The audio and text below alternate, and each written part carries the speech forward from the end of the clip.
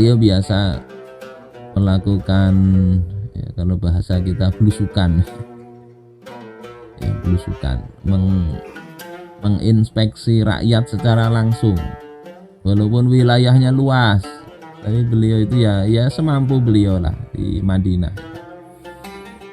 Kemudian Sayyidina Umar ingin menjaga ketika ada kafilah yang datang yang singgah di satu tempat.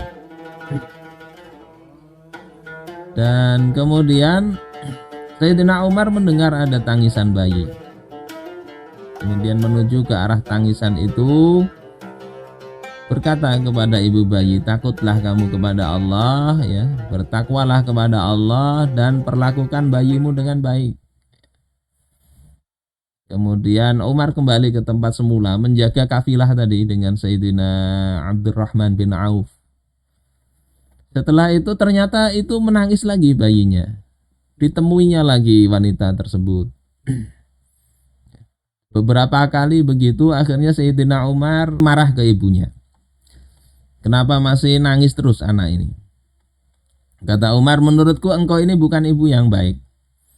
Ya, kenapa engkau melihat bayimu? Kenapa aku melihat bayimu itu nggak bisa tenang dengan engkau ini?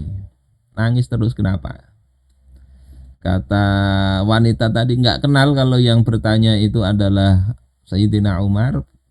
Wanita ini mengatakan, wahai hamba Allah, aku sudah menyibukkan mulutnya. Artinya sudah ya berupaya agar si bayi ini nggak nangis. Kalau sekarang dikasih dot yang nggak ada isinya. Sejak tadi malam sudah aku sibukkan mulutnya itu. Kasih dot kosong lah kalau kita. Aku berusaha dengan berbagai cara untuk menyapihnya, namun ia tidak mau. Jadi masih merengek minta air susu ibunya. Sayyidina Umar kemudian mengatakan, kenapa disapih itu? Kata wanita tadi, karena Umar itu tidak memberikan tunjangan kecuali bagi bayi yang sudah disapih. Jadi kalau pada masa Sayyidina Umar ini pasca Amu Ramadah itu, pasca paceklik itu, ekonomi negara melejit lagi, meroket, betul-betul meroket. Akhirnya tiap rakyat itu dikasih sumbangan, dikasih subsidi dari Baitul Mal.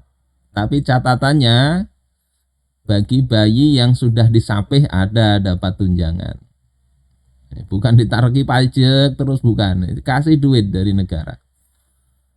Nah, melihat itu rupanya si ibu ini ingin agar anaknya ini segera dapat tunjangan dari negara. Akhirnya ingin cepat-cepat disapih. Oleh sebab itu kemudian Umar bertanya, ini berapa umurnya? Ternyata ya sekian bulan, nggak disebut di riwayat itu. Mungkin menurut Umar ya belum genap 2 tahun. Maka kata Umar, celaka engkau, jangan terburu-buru menyapihnya. Genapkan kalau nyapih itu 2 tahun lah. Kemudian paginya itu Umar menunaikan salat subuh. Tapi nggak kedengaran bacaannya itu karena nangis beliau itu. Nangis. Kemudian mengatakan betapa buruknya tindakan Umar. Berapa banyak anak kaum muslim yang dicelakakannya karena kebijakannya tadi.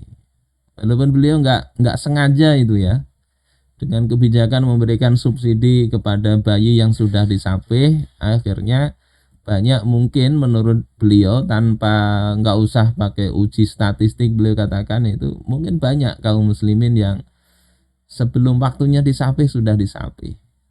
Beliau nangis memikirkan tanggung jawab itu di akhirat kelak bagaimana.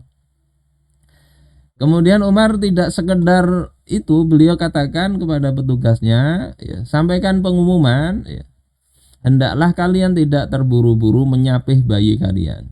Karena kini kami tetapkan dalam Islam bagian tersendiri bagi setiap bayi. Jadi ini masalah subsidi, masalah negara memberikan kesejahteraan bagi rakyatnya. Dan kemudian kebijakan ini dijalankan oleh Sayyidina Umar bin Khattab radhiyallahu ta'ala an. Ini bisa dibaca di kitab At-Tufulah fi Dhillil Hadarah Al-Islamiyah. Juga di Tabaqat Ibnu Sa'ad ya, kemudian Al-Amwalnya Abu Ubaid. Ini salah ini di bukunya ini. Abu Ubaid bukan Ubaidah. Saudara-saudaraku sekalian rahimakumullah, ini berbagai kebijakan Sayyidina Umar bin Khattab di dalam mengurus rakyatnya, dan ini kebijakan yang mestinya diambil oleh negara ketika negara itu memberlakukan hukum-hukum Allah Ta'ala. Berbeda dengan yang terjadi ya, kebijakan negara-negara yang prinsipnya adalah kapitalisme. Kita bisa lihat angka tewas itu luar biasa. Yang katanya sering menuduh, oh ini khilafah ini nanti bikin sengsara, bikin berdarah-darah. Kita lihat di dalam sistem sekarang ini justru banyak sekali ya, hidup itu banyak sengsaranya. Ini angka tewas per tahun akibat narkoba ini sekitar 200 juta. Akibat miras itu 3 juta sekitar mati per tahun itu. Bunuh diri itu 800.000 per tahun. Dan yang kelaparan itu 11 orang per menit itu mati karena kelaparan. Kalau di total itu ya sekitar hampir 6 jutaan per tahun mati karena kelaparan. Ini di seluruh dunia ya. Di Indonesia kita nggak tahu berapa. Padahal ya, di dunia ini makanannya nggak kurang, bahkan membuang 931 juta ton tiap tahun itu ya, makanan terbuang itu. Tapi ada 6 juta yang kelaparan. Ini problem sistem, ini problem sistem. Mudah-mudahan Allah Subhanahu wa taala menghadirkan di tengah-tengah kita pemimpin sebagaimana para khulafaur rasyidin ya, dengan sistem yang terbaik.